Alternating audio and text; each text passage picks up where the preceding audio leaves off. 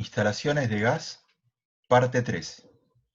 En esta tercera parte veremos las cañerías de la instalación de gas, materiales y recorridos, y las ventilaciones de la instalación. Comenzamos por los materiales de cañerías.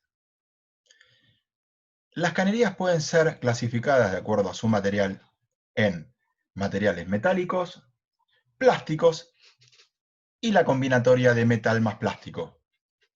Dentro de los metálicos encontramos al acero y hierro negro con pintura epoxi y al cobre utilizado para conexión de artefactos. Dentro de los plásticos encontramos al polietileno de alta densidad, conocido como PAD, y dentro de la combinatoria de metal más plástico encontramos al polipropileno con alma de acero. Comenzaremos a ver las características de cada uno de estos materiales, comenzando por el acero y hierro negro revestido con pintura epoxi. Este material es un material sin costura, protegido contra la corrosión con una capa de pintura epoxi, que es la que le da el color amarillo que identifica las cañerías de gas. El acero y el hierro negro tienen una gran ventaja, que es su resistencia mecánica, y a su vez es un material liso, característica que nos importa mucho en gas porque lo que no queremos es perder presión en las cañerías.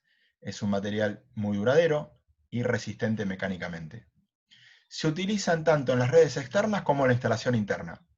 Y vienen tirones de caño y también accesorios, codos, curvas, Ts, etc. La pintura epoxi lo que hace es proteger al acero de la corrosión. Un factor muy importante porque a partir de la corrosión se pueden producir fisuras o roturas en la cañería y eventuales pérdidas de gas, con su consecuente peligrosidad. ¿Cómo son las uniones del acero y hierro negro con pintura epoxi? Son roscadas. Al caño, a la cañería, se le materializa una rosca macho a través de un elemento, una herramienta llamada terraja. El caño se coloca en estas mordazas y se va girando con estos brazos hasta ir generando la rosca macho en el extremo de la cañería. Y ese extremo de la cañería se va a unir a los accesorios, codos, curvas, T, que tienen rosca hembra. En las uniones se deberá colocar un sellador. ¿Para qué? Para que queden perfectamente estancas y evitar todo tipo de pérdida. Esos selladores pueden ser cinta de teflón, que es el más utilizado. Se utiliza como sellante dieléctrico entre las distintas piezas. Dieléctrico, es decir, mal conductor de la electricidad. Acá vemos cómo se aplica este elemento, cómo se aplica la cinta de teflón. En la rosca macho se da varias vueltas de teflón y luego se enrosca con la pieza que tiene la rosca hembra. También otro tipo de selladores son los que se conocen comercialmente como Loctigas, Parsex, que son resina plástica que en contacto con el aire permanece líquida y endurece en la rosca. Acá vemos cómo se coloca directamente en la rosca y luego al enroscar una pieza con otra se endurecerá y materializará el sellado de la unión. También utilizamos grasa para ajustar tapones en la instalación de gas. En estas imágenes vemos la instalación en obra de el hierro negro o acero con pintura epoxi. Acá vemos cañerías por debajo de losa de hormigón. Acá vemos cómo se previeron las conexiones de los medidores, o sea, una batería de medidores, con cada una de las montantes de gas para cada una de las unidades funcionales. Acá vemos una cañería suspendida de la losa, con unas grapas.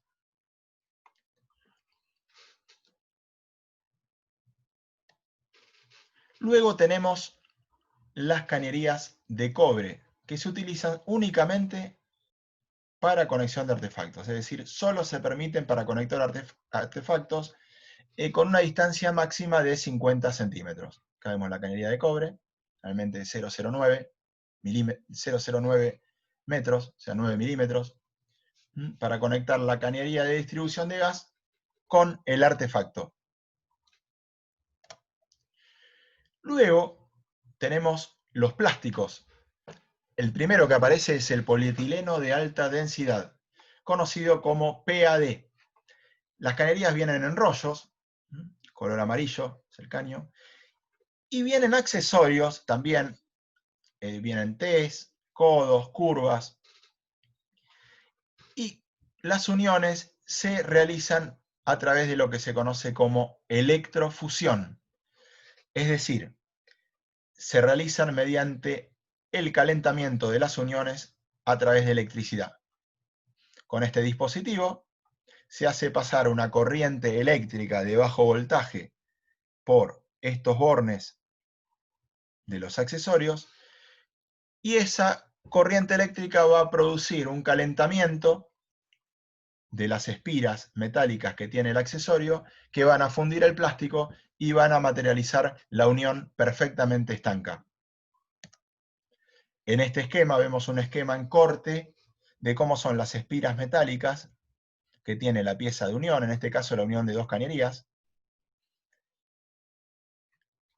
La pieza de unión tiene dos bornes por donde se va a hacer pasar una corriente eléctrica de bajo voltaje, de menos 48 voltios, y estas espiras metálicas se van a calentar y van a fundir el plástico para materializar la unión con la cañería.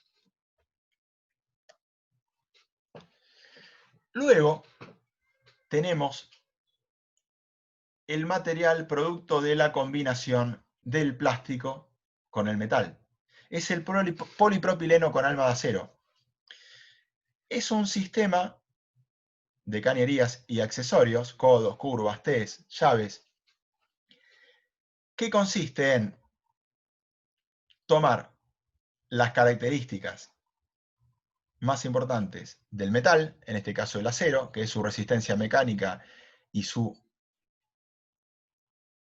lisura interior, y combinarla con el plástico que protege al metal de la corrosión y a su vez le da espesor. Es decir, se reduce el espesor del metal, o sea, se utiliza menos metal. ¿Por qué? Porque gran parte del espesor lo cubre el plástico, en este caso polipropileno, y a su vez el plástico protege al metal de la corrosión, con la ventaja de que en las piezas de unión se utiliza el mismo sistema que para las cañerías de agua fría y caliente, que es las uniones por termofusión. Es el mismo sistema de termofusión que para las cañerías de agua fría y agua caliente. El alma de acero le da alta resistencia al aplastamiento y al punzonado, y el polietileno aporta protección anticorrosiva. Las uniones por termofusión. Acá vemos el ejemplo del dispositivo para producir la termofusión, con el operario armando la unión.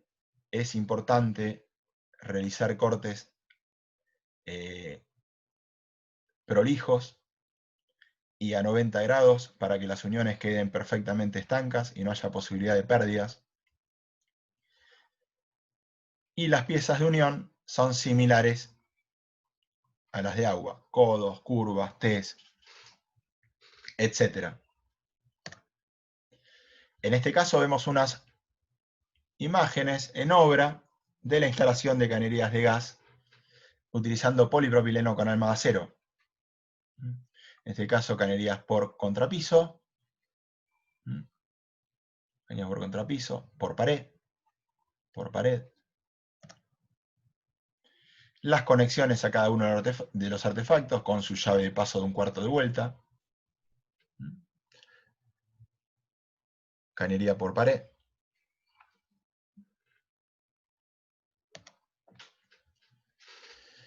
A continuación veremos una serie de recomendaciones para el recorrido de las cañerías. es decir, el tendido de cañerías dentro de la instalación. Siempre buscar el recorrido más corto. ¿Por qué? Recordemos que es un sistema que trabaja a presión. Cuanto más largo es el recorrido, mayor pérdida de presión tendremos. Es decir, que el recorrido tiene que ser lo más corto posible. Está prohibido realizar el tendido de cañerías por losas, vigas o columnas, porque ante una posible pérdida no podría reparar la cañería.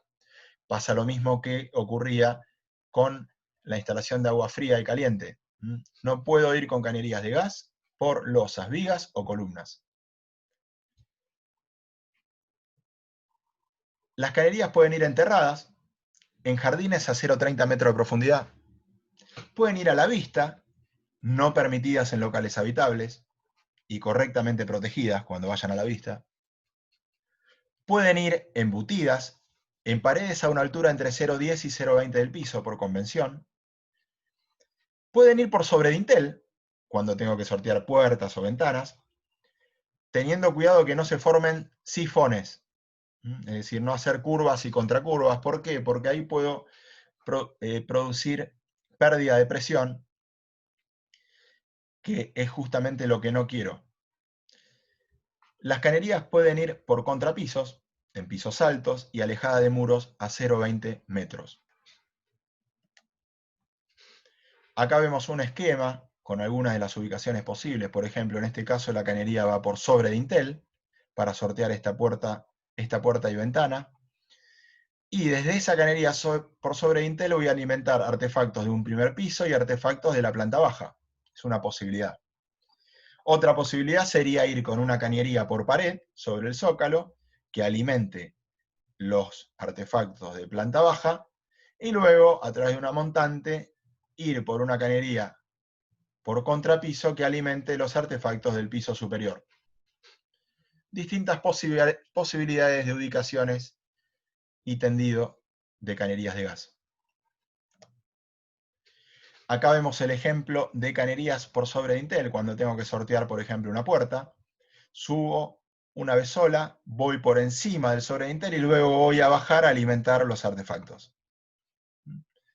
Bajo acá y alimento este artefacto, sigo por arriba de la puerta, bajo y alimento estos dos artefactos. Cada artefacto con su llave de paso de 1/4 de vuelta. ¿Qué pasa con las cañerías enterradas? Pueden ir enterradas, por ejemplo, en piso, en un solado con carpeta, pueden ser cubiertas por hormigón pobre, como vimos en las imágenes de las cañerías de polipropileno con alma de acero en obra. O también se pueden ubicar en jardines, teniendo el cuidado de ubicar encima del tendido de las cañerías una malla de advertencia, una malla plástica, que ante la posible rotura o con un pico en el jardín, indique que si sigo picando hacia abajo me voy a encontrar con el caño de gas. Es una malla de advertencia, una malla de seguridad plástica, como se ve acá en la imagen. En jardines puede estar el caño protegido con hormigón o puede estar protegido con ladrillos en una cama de arena. No se recomienda enterrar cañerías en planta baja, en este caso.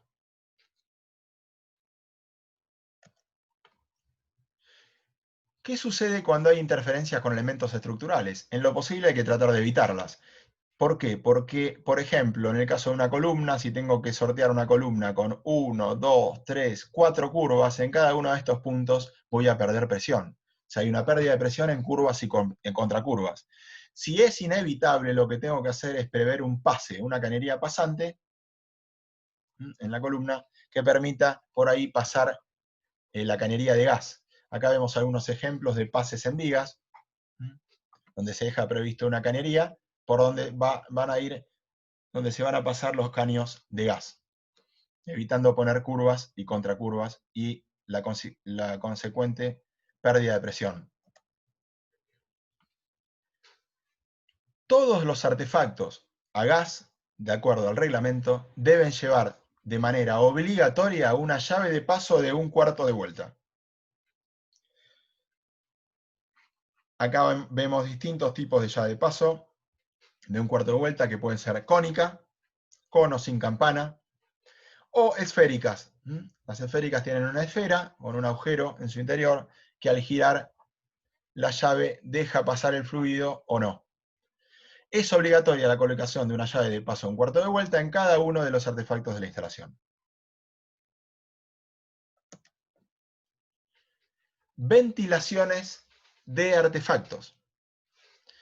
En cuanto a la ventilación de los artefactos, aquí en este esquema vemos cómo representarlos en el plano. Por ejemplo, este artefacto es un artefacto de tiro balanceado. La ventilación del tiro balanceado se indica con estas dos líneas en verde. Tiro balanceado en U se indica con dos círculos, uno que indica la toma de aire y otro que indica el conducto de evacuación de gases. Tiro natural, donde se indica el conducto de evacuación de gases. Y luego las rejillas de ventilación permanente de locales, para los casos de tiro balanceado, perdón, no de tiro balanceado, sino de cámara abierta, sin tiraje y con tiraje.